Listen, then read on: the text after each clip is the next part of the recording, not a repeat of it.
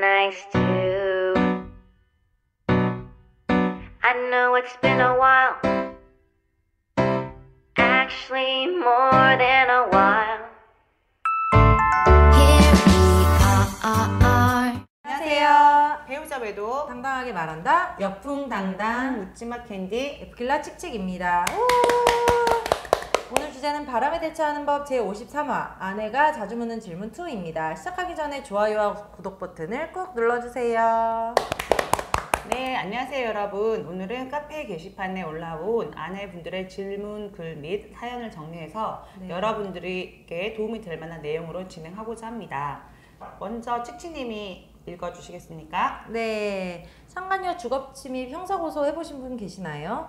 제가 없는 사이 상간녀를 집에 들였습니다. 카톡으로 주소 찍어주고 엘베 타고 올라가요 뭐 이렇게 구체적으로 집에 온 사실을 확인했고 제가 주거침입으로 형사고소를 하려고 합니다. 변호사한테 여쭤봤더니 제 허락 없이 집에 왔기 때문에 주거침입이 당연히 성립한다고 하고 그리고 일 보러 간 김에 파출소 아저씨한테 여쭤봤더니 경찰 아저씨는 예전엔 됐는데 이제는 성립이 안 된다 이렇게 얘기를 합니다. 누구 말이 맞는 걸까요? 최근 저 같은 상황으로 고소해분 계시면 판례가 있는지 궁금하고 아파트 CCTV가 30일 보관이라서 얼른 해야 되는데 아직 결정을 못 내렸어요. 이렇게 쓰셨어요.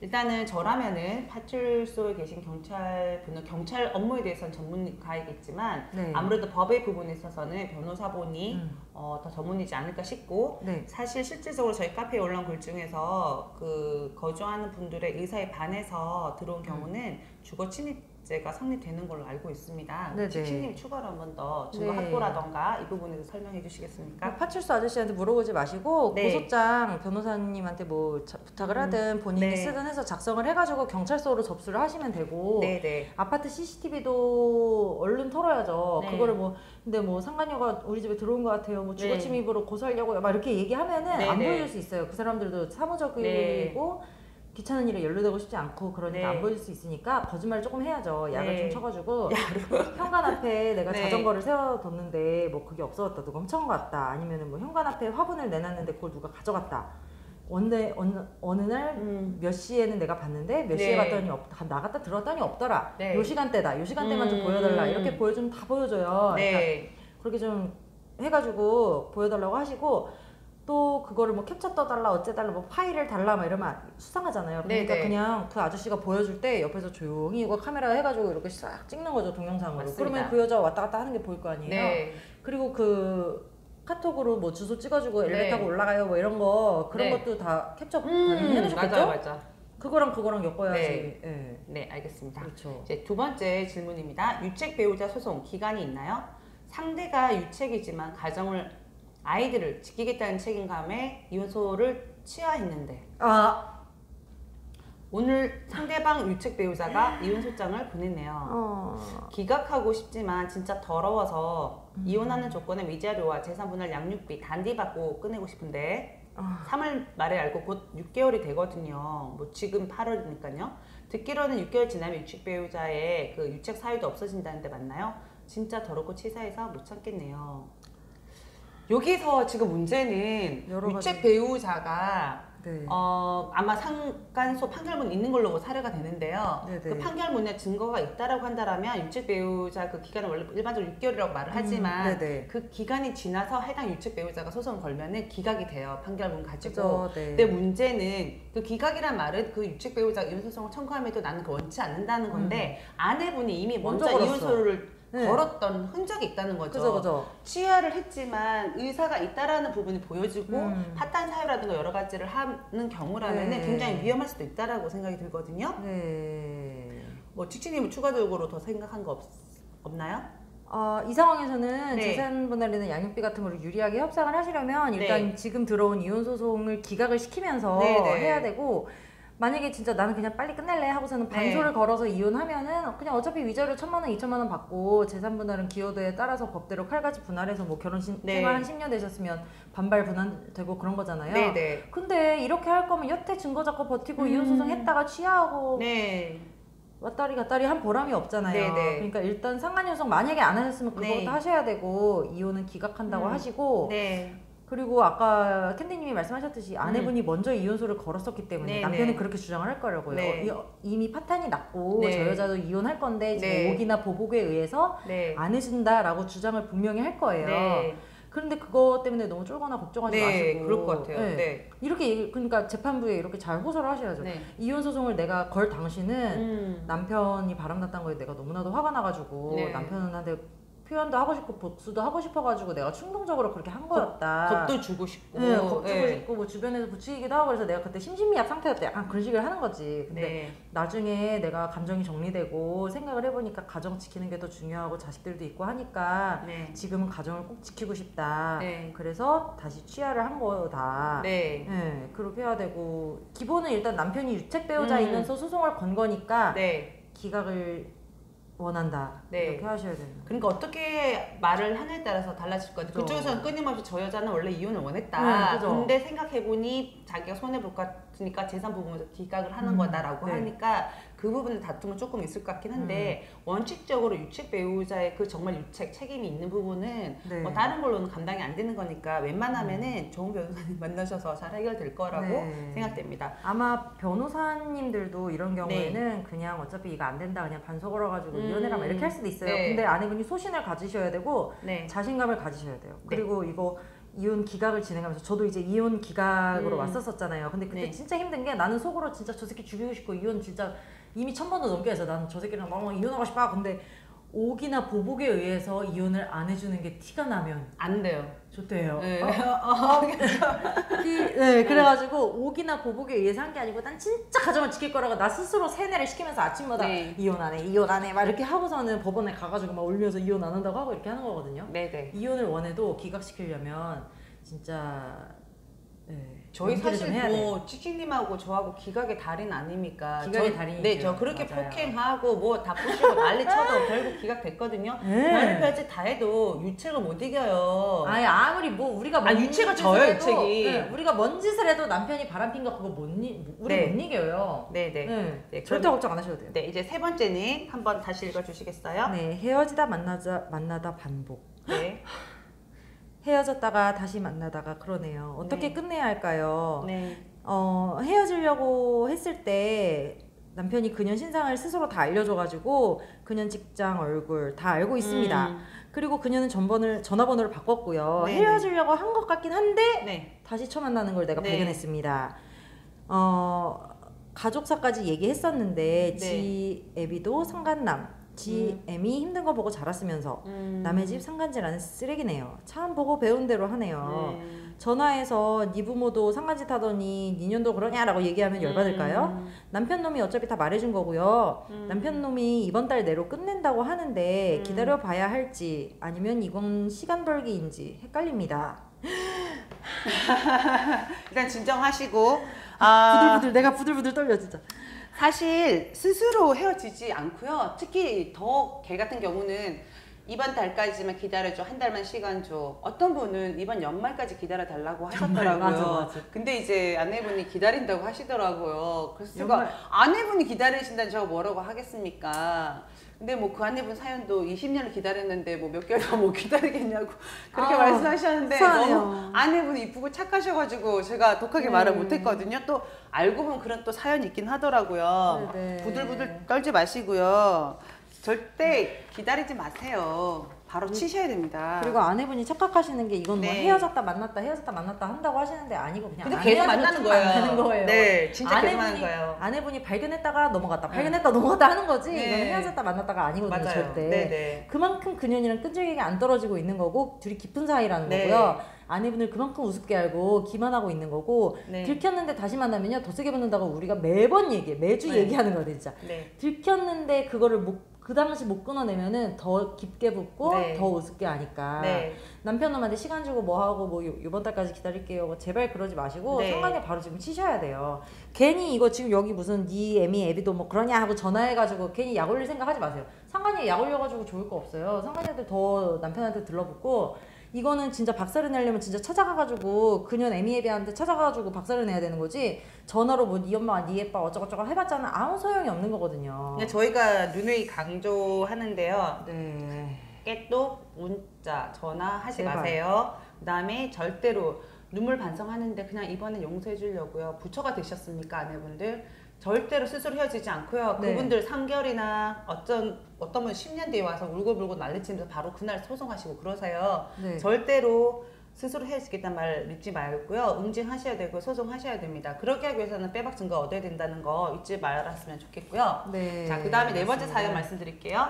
사내 불륜이요. 남편들 어땠나요? 사내 불륜 중 아예 모르던 연일 수도 있지만 남편들이 회사 얘기하다가 종종 듣던 연이 불륜연인 경우가 있었나요? 아님 바람피면 아예 그녀에 대해 한 걸까요? 남편은 지금 여초 직장이에요. 위에 한 살 많은 여자 가장이 구성이동으로 왔는데 결제 올린 거 너무 늦게 처리하고 일 안 하고 반나절 나갔다 온다고 일 못해서 죄송합니다.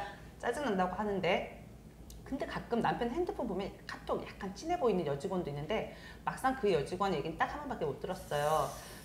제 질문은 오히려 일 못한다고 짜증나는 년이랑 더 감정이 있는 걸까요? 아니면 와이프인 저한테 숨기려고 아예 언급도 안 한 년이 더 가능성이 있는 걸까요? 저는 정답을 압니다. 어떻게 보세요? 당연히 일 못한다고 말하는 그 여자를 좋아하는 거죠. 진짜요? 반대로 생각하셨어요? 저는 네. 카톡에 약간 친해 보이는 그 여직원형 같은데. 아 그래요? 그럼 생각이 다르나? 둘 다 둘 다 아니야 이거? 아이 모르겠네. 아니 이거. 근데 왜냐면은 사실 네. 회사에 진짜 싫어하고 미워하는 사람 얘기는 많이 하긴 하는데 하긴 왜 일을 못한다니까 헷갈릴 수는 있는데 그러니까 좀 약간 헷갈려요. 회사에 정말 싫은 사람 이렇게 욕을 하면서 그럴 말할 수 수도 있어요. 있고 네, 저도 많이 그리고 해요. 마음에 드는 사람이 있으면 뭐 저희 남편도 그랬거든요. 아 어떤 이혼녀가 있는데 일 엄청 잘한다고. 어머. 그리고 능력 있다고. 이집놈이랑 똑같네. 그러니까 언급을 한다니까요. 그런 부분에 대해서. 저도 그래갖고 처음에 이상하다 생각했던 거잖아요. 원래 같은 회사를, 그러니까 전 남편이랑 원래 같은 회사를 다녔었고 그러다가 네. 이제 저는 이제 아기 때문에 퇴사하고 네. 남편은 이직해가지고 다른 데 다녔었는데 네. 이상하게 그 여자 얘기를 많이 하는 거예요. 네네. 또래이기도 하고 같은 네. 직급도 비슷하고 네. 했어요. 그리고 애들도 비슷하고 해가지고 그런가 보다 했는데 아무렇지 않은 뭐 그 집 시어머니가 뭐 어떻대 뭐 이러고 그냥 툭 텔레비전 그냥 보다가 직장 동료 시어머니 얘기까지 할 얘기 뭐가 텔레비전 있어. 보다가 툭 그러면서 그리고 또 어느 날 나한테 이러는 거예요. 참 애들 똑똑하게 키워줘서 고맙다고 누구 저기 이 과장의 아들은 뭐 내년에 학교 가는데 아직 한글을 몰라가지고 걱정이래. 지가 그쪽 애비인 줄? 내 칭찬인 듯 하면서 그년 애들 한글 못된 얘기를 지가 어떻게 알지? 근데 나는 그 순간에는 몰랐었죠. 근데 나중에 이제 퍼즐을 맞춰주잖아요. 그렇죠. 퍼즐을 맞춰주다 보니까 그년 얘기를 나한테 많이 했더라고. 내가 그년에 대해 많이 알고 있더라고요. 그래가지고 이걸 남자들이 어떤 여자 생각으로 머릿속에 가득 차면은 그 여자 생각이 그냥 실실 흘러나와. 실실 무슨 변실금 마냥 별실금 마냥 이쁘는 거 그냥 술술 나오는 거야. 그년 얘기가. 그래가지고 이걸 알게 되는 거예요. 그러니까 예. 아내분들이 평소에 이분은 근데 또 촉이 좋으신 분 같아요. 좋네요. 네, 촉이 네. 좋으신 분이고 어디서 들은 게 좀 있으신 것 같아요. 일단은 여러분들 그냥 간단하게 정리할게요. 이제 양이 많아서 죄송합니다. 핵심을 찔러보면은 네. 첫 번째는 회사 사람 얘기를 많이 하는 경우라면 가능성 있고요. 있죠. 두 번째 당연히 톡으로 친해 보이는 톡. 회사에서도 꼴 보기 싫어 죽겠고 맞아. 완전히 극혐인데 무슨 카톡을 주고받아요. 카톡 주고받는 것도 이상한 겁니다. 일단 두 명 다 쌍심지를 켜고 지켜보시고요. 근데 위쪽 분은 좀 일 못한다고 욕하는 게 있으니까 아닐 수도 있겠네요. 어쩌면은 치치님 의견이 맞을 수도 있을 것 같습니다. 이제 다음으로 넘어갈게요. 5번 읽어주시겠습니까? 다들 소장 나오는데 얼마나 걸리셨나요? 저 가서 변호사 사무실 가서 계약서도 쓰고 경위서도 내고 한지 2주나 지났는데 아직 소장 초안도 안 나왔어요. 변호사님이 일을 안 하시는 건지 아니면 원래 이렇게 오래 걸리는 건지 모르겠어요. 그년이 8월에 회사를 관둔다는데 언제까지 기다려야 하는지 네. 회사로 소장을 보낼 예정인데 빨리 갔으면 좋겠는데 네네. 근데 네. 사실은 이런 부분이 있어요. 저희가 상간소 같은 경우 별로 소송이나 다른 소송이 없는 경우는 일반적으로 소장에 작성하도록 자료라든가 증거 자료 내보내면 한 이틀 내외로 해서 초안이 작성이 됩니다. 그죠, 주말 빼고요. 그리고 그 초안을 아내분들한테 가게 되면 아내분들 빨간색이나 이렇게 표현해서 다시 고칠 건 고쳐서 다시 주게 되면 그거 보고 정리를 해서 바로 그날이나 그 다음날 접수가 돼요. 왜냐면 서충 정리까지 다 해놨기 때문에. 근데 사실 뭐 저희 쪽에서 연계되어 있는 변호사 사무소 분들이 사실 사건이 정말 많거든요. 두둔하는 게 아니라 사실 조금 시간이 걸리긴 하더라고요. 일주일 전후로 해서. 여기는 어디에 의뢰를 했는지는 모르겠는데 일단 그 부분에 대해서 변호사님한테 의뢰를 할 때 나는 빨리 접수를 하고 싶다라던가 얼마의 기간이 걸리는지도 한번 확인을 해보고 진행해 주셨으면 좋겠어요. 네. 그러니까 뭐 일반적으로 넉넉하게 여러분들 이제 아내분들 계속 소송 안 하고 있다가 뭐 1년, 2년 넘겼다가 그러니까. 소장 접수하고 나서 속이 타가지고 막 하루만 지나도 떼고 난리를 치는데 이게 사실은 소송은 지리한 싸움이에요. 아내분들 마음 알아요. 꼭 제일 아내분들이 닥달하는 시간이 뭐냐면 소장 접수됐냐 안 됐냐, 도착했냐 안 했냐 이 부분인데 이거는 그냥 처음 시작하는 정말 머리카락 길이보다 더 가는 단계라고 시작으로 생각하셔야 되거든요. 너무 그렇게 막 하나하나에 그렇게 막 예민하게 보지 마세요. 그렇게 하시면은 내가 못 살아요. 네. 그냥 소장 넣어놨으면 그냥 잊어버려. 네, 들어가겠지 하고 상간녀랑 남편이 연락하는지 그 감시하는 데 집중을 하셔야지. 네. 그게 들어갔네 안 들어갔네 인연이 받았네 안 받았네 막 이게 힘들어요. 네, 상간소가 6개월에서 1년 정도 걸리거든요. 경우에 반박하고 반론하고 뭐 이러다 보면 그러니까 그냥 마음을 조금 내려놓고 증거 잡을 때는 집중해서 잡으시고요. 그리고 소장 접수만 탁 하고 사건 번호만 나오잖아요. 다리가 쫙 뻗어지면서 그날 밤에 잠이 잘 와요. 왠지 아세요? 저는 정말 좋았어요. 그리고 친구랑 축제 분위기로 밥을 먹었어요. 이유는 나도 이 상황에서 뭔가를 할 수 있구나. 그죠. 물론 그게 정말 소송을 안 했더라면 난 너무나 고통스러웠을 거라는 건 난 너무 자명하고 제가 제일 잘한 건 상간녀 소송을 한 거라고 생각합니다. 맞습니다. 네. 그다음 네, 그 다음으로 넘어갈게요. 네, 다음은 상간녀가 제일 괴로워하는 건 뭘까요? 남편이 끝내 아내와 이혼 안 하는 것이겠죠? 이혼할 것처럼 조금만 더 있으면 이혼할 것처럼 하다가 남자가 결국 정신 차리고 가정으로 돌아가서 버림받는 것이겠죠? 아는 언니가 유부남과 바람피고 잠자리 같이 하더니 제게 하는 말, 이혼하고 나한테 오라고 했는데도 절대 안 오더라. 그래서 포기했다. 헐. 이 상간녀들 착각이야 진짜. 상간녀들도 어디 학원에서 배우나 봐요. 상간짓에 대해서 남자가 자기한테 목맬 줄 안다? 아니거든요. 상간녀가 제일 괴로워하는 거는 괴롭다기보다는 그렇죠. 괴로운 거. 정말 사랑해서 결혼하려고 딱 기다리고 기다려 오빠 한번 믿어봐. 잠시 갔다 오겠는데 그죠? 안 와. 다 뭉쳐서요. 왜냐면 있죠. 심지어 뭐 각방 쓴다, 이혼 직전이다, 막 이렇게 하는데 와이프 임신했대. 많아요. 저 영상을 보니까. 정말 그거 진짜 통쾌하다. 그러면 상간녀 미치는 거죠.